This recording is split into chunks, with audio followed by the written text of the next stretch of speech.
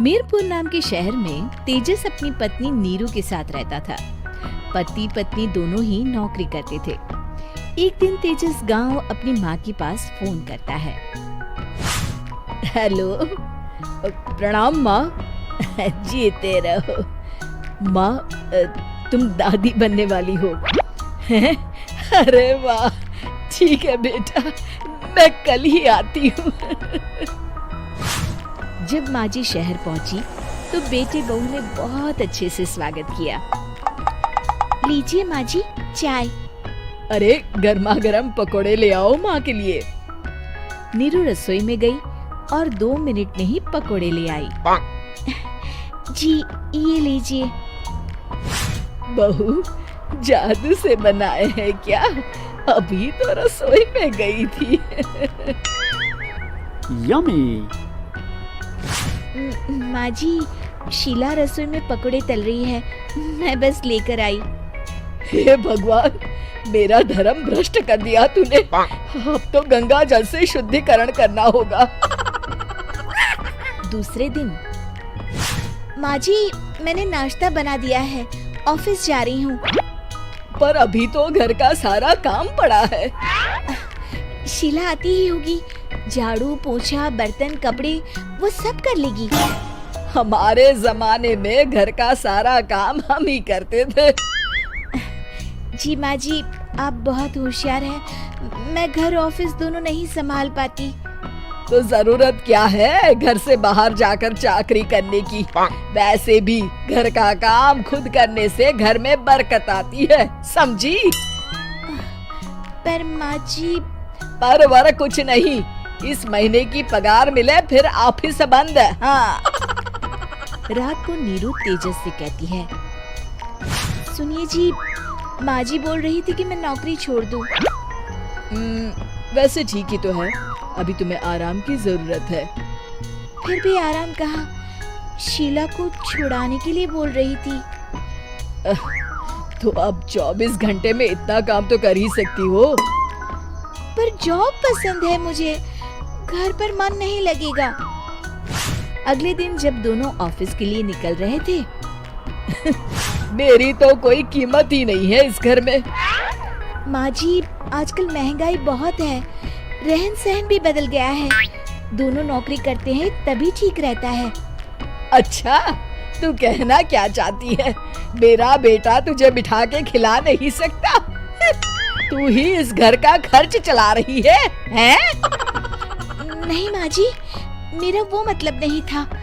मतलब खूब समझती हूँ, ये बाल धूप में सफेद नहीं किए मैंने। हाँ। अब तो ये रोज का काम हो गया था। तेजस भी रोज की झिकझिक से परेशान हो गया था। एक दिन उसने कहा, नीरू, वैसे भी तुम्हें मैटरनिटी लीव मिलने वाली है, तो अभी से ही छुट्टी ले लो। पर क्या, मेरी सैलरी अच्छी खासी है। आखिर नीरू ने रिजाइन कर दिया। जब बच्चा हुआ तो घर में सब बहुत खुश हुए। कुछ दिनों बाद तेजस फाइल देख रहा था। क्या हुआ तेजस, कुछ परेशान लग रहे हो? हाँ, वो हमारी जितनी सेविंग्स थी वो तो हॉस्पिटल में और छठी के फंक्शन में खत्म हो गई है नीरू। और अभी वैसे मंदी चल रही है तो मैं बोल रही थी कल मुन्ना को हेपेटाइटिस का टीका लगवाना है। नीरू, क्या पोस्टपोन नहीं कर सकते? नहीं जी, बिल्कुल नहीं।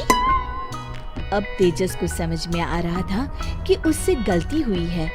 पैसों की कमी का असर घर के माहौल पर भी पड़ रहा था। अगले दिन, बेटा मेरा चश्मा और ये दवाइयाँ ले आना, पर्चा देते हुए माँ जी ने कहा। जी। तेजस, मुन्ना के लिए दूध का डिब्बा और डायपर भी ले आना, और ये किराने के सामान की लिस्ट है, इसे भी लाना है। तेजस गुस्से में लिस्ट मरोड़कर फेंकता है और चिल्लाता है, पैसे क्या पेड़ पर उगते हैं? ये ले आना, वो ले आना। अरे पर ये जरूरत का सामान ही है। वो गुस्से में बिना कुछ कहे ऑफिस चला गया। अरे लंच तो ले जाइए। नीरू दौड़कर डिब्बा पकड़ाती है। एक दिन खाना खाने के बाद, नीरू, अब तो मुन्ना कुछ बड़ा हो गया, तो अब तुम वापस ज्वाइन कर लो ना जॉब। पर इस रिसेशन में जॉब मिलना बहुत मुश्किल है। ट्राई तो करो। फिर मुन्ना?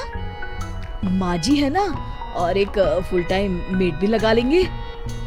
पर माँ जी, उन्हें तो पसंद नहीं। तभी माँ जी वहाँ आ जाती है और प्यार से नीरू के सर पर हाथ फेरते हुए बोलती है, अब मेरी समझ में आ गया बहू, पहले के और अब के समय में अंतर है। तुम काम शुरू करो, मुन्ना की जिम्मेदारी मेरी। मेरी प्यारी माँ जी। ये कहकर नीरू उनके गले लग गई। शिक्षा, परिवर्तन संसार का नियम है, हमें भी समय के साथ चलना चाहिए। उम्मीद है कि आपको हमारी ये कहानी पसंद आई होगी। कृपया हमारे चैनल को सब्सक्राइब करें और सभी अपडेट्स के लिए बेल आइकन जरूर क्लिक करें। और हाँ, वीडियो लाइक और शेयर करना मत भूलिएगा। Bye bye.